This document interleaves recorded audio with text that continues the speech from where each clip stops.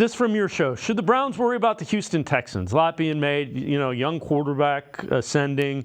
They go out and they get Stephon Diggs. You get Joe Mixon. You add that to they already had Tank Dell, Nico Collins, Dalton Schultz.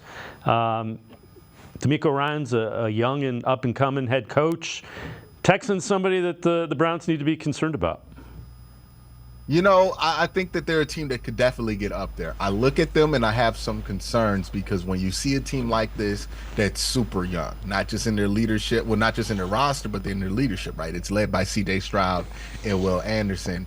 And the issue with teams like that is that they're super young. They're led by young guys and they just don't know what's coming up ahead of them. There's not a ton of veterans in that locker room. And when I say veterans, I don't mean guys who's been in the league a lot. Like veterans, like who've been on that team with that organization, with that coach for a while. Like the Browns, for the first time since coming back in '99, they have veterans on the roster now, right? When you look at David Njoku, you think that man's been on this team for 8 years. He's been with Kevin Stefanski for 4 of those 8 years, right? The same thing can be said with Nick Chubb. The same thing could be said with a lot of guys on this roster. Joe Bitonio, almost the entire offensive line. Like the Browns have leadership that's been there for a while, that's seen a lot of stuff with this team, with this current iteration of it. So when they do have a bunch of injuries, they're able to rally against it.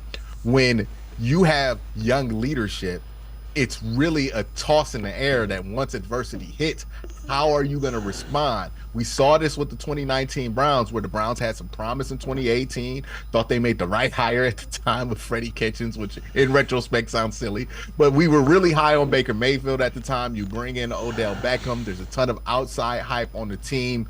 And what we saw with that team was that they crumbled under that kind of pressure because it was just too much for them. Now, I don't think they're a perfect mirror for what happened for the 2019 Browns, but those elements are still at play for this Texans team. There are still those things that you have to watch out for when you get super excited about a team that just got done being awful a year ago.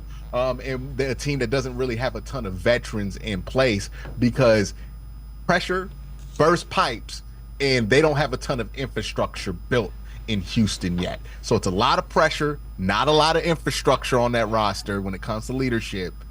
That's where you start to worry about things breaking down or a team having a disappointing year because they can't withhold the kind of pressure that they're going to be standing under.